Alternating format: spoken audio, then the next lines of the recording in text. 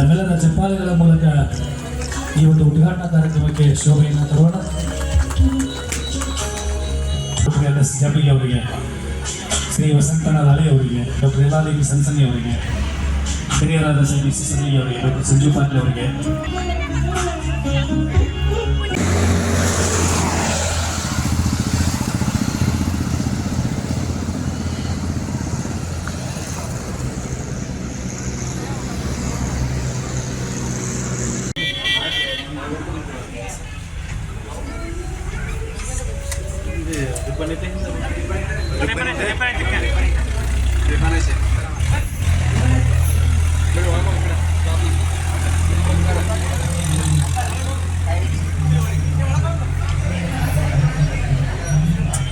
Ribbon ಬರಂಗಿಲ್ಲ ಸರಿನಪ್ಪ ಏನೋ ಒಂದು ಸ್ವಲ್ಪ ಹಿಂದೆ ಬರ್ರಿ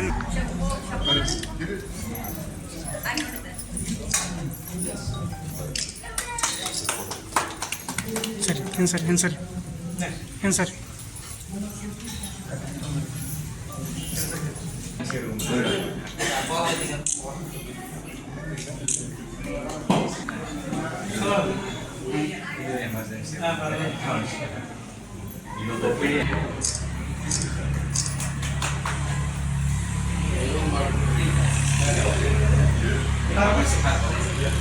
ರಾಜಕಾರಣಿಯಾಗಿ ವೈದ್ಯಕೀಯ ಕ್ಷೇತ್ರದ ಬಗ್ಗೆ ಮಾತಾಡೋದಂದ್ರೆ ಭಾಳ ಕಠಿಣ ಅನಿಸ್ತದೆ. ಆದರೂ ಜನರಲ್ ನನ್ನನ್ನು ಕರೆದು ಉದ್ಘಾಟನೆ ಮಾಡಲಿಕ್ಕೆ ಅವಕಾಶ ಮಾಡಿಕೊಟ್ಟಿರೋದ್ರಿಂದ ನಾನು ಇಷ್ಟ ಹೇಳ್ಬೋದು, ಇವತ್ತು ಹಾರುಗೇರಿ ನಗರ ಭಾಳ ವೇಗದಿಂದ ಬೆಳೀತಕ್ಕಂಥ ನಗರ ಇದು. ಇಲ್ಲಿ ಡಾಕ್ಟರ್ ಯಲ್ಲಾಲಿಂಗ ಅವರು ಇರ್ಬೋದು, ಡಾಕ್ಟರ್ ಸಂಗೀತಾ ಅವರು ಇರ್ಬೋದು, ಅವರು ಭಾಳ ಒಂದು ಸಾಹಸಕ ಕೆಲಸಕ್ಕೆ ಕೈ ಹಾಕಿದ್ದಾರೆ ಅಂತ ನಾನು ಭಾವಿಸ್ತೀನಿ.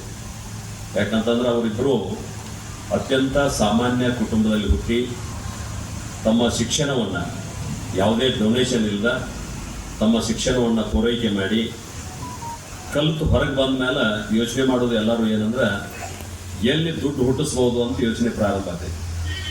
ಯಾಕೆ ಹಂಗಾಗೈತೆ ಅಂದ್ರೆ ಶಿಕ್ಷಣ ಇವತ್ತು ಕೈಗೆ ನೆಲಕಲಾರದ ಮಟ್ಟಕ್ಕೆ ಮ್ಯಾಲೆ ಉಂಟು. ಎಲ್ಲರೂ ದುಡ್ಡು ಖರ್ಚು ಮಾಡಿ ಶಿಕ್ಷಣ ಪಡೆಯೋದು. ಮೊದಲೇನಿತ್ತು, ಸಾಕಷ್ಟು ಸರ್ಕಾರಿ ಶಾಲೆಗಳು ಇದ್ದು ಅವನ್ನೆಲ್ಲ ಉಪಯೋಗ ತಗೊಂಡು ನಮ್ಮ ಜನ ಶಿಕ್ಷಣವನ್ನು ಉಚಿತವಾಗಿ ಪಡಿತಾ ಇದ್ರು. ಆದರೆ ಇವತ್ತು ಹಂಗಾಗಿಲ್ಲ. ಕೋಟ್ಯಾಂತರ ರೂಪಾಯಿ ಖರ್ಚು ಮಾಡಿ ಕಲಿತು ಬಂದಂಥ ವಿದ್ಯಾರ್ಥಿಗಳು ಏನು ಯೋಚನೆ ಮಾಡ್ತಾರಂದ್ರೆ, ನಾನೇನು ಖರ್ಚು ಮಾಡೀನಿ ಅದನ್ನು ತೆಗಿಬೇಕು, ನಮ್ಮ ಕುಟುಂಬ ನಿರ್ವಹಣೆ ಮಾಡಬೇಕು, ಮತ್ತು ನಾನು ಬದುಕು ಕಟ್ಕೋಬೇಕು. ಆ ರೀತಿಯಾದಂಥ ಒಂದು ಯೋಚನೆ ಮಾಡುವಂಥ ಸಂದರ್ಭದಲ್ಲಿ ಅವ್ರು ನಗರ ಪ್ರದೇಶಕ್ಕೆ ಹೋಗದ ಅಥವಾ ಯಾವುದೇ ರಿಸ್ಕ್ ಇಲ್ಲದ ಯಾರೋ ಕಟ್ಟಿದಂಥ ಹಾಸ್ಪಿಟಲ್ದೊಳಗೆ ಹೋಗಿ ನಾವು ಸರ್ವಿಸ್ ಮಾಡೋದು ಅದು ಒಂದು ಈಜಿ ವೇ.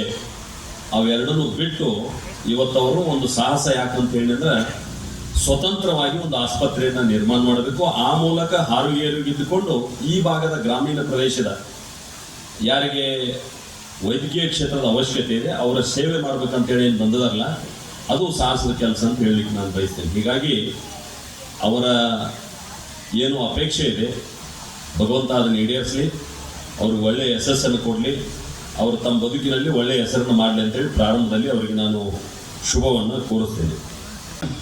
ಎಮರ್ಜೆನ್ಸಿ ಸೇವೆ ಇರ್ತದೆ.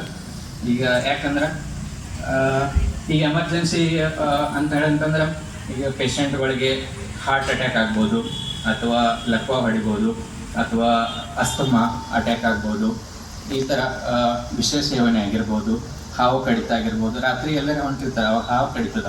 ಅದ್ರ ಸಲುವಾಗಿ ಯಾವುದೇ ಟೈಮ್ದಲ್ಲಿ ಬಂದ್ರೂ ನಾವು ಅವೈಲೇಬಲ್ ಇರ್ತೀವಿ ಅಂತ ಹೇಳಿಕೊಟ್ಟು ಇಷ್ಟಪಡ್ತೀನಿ.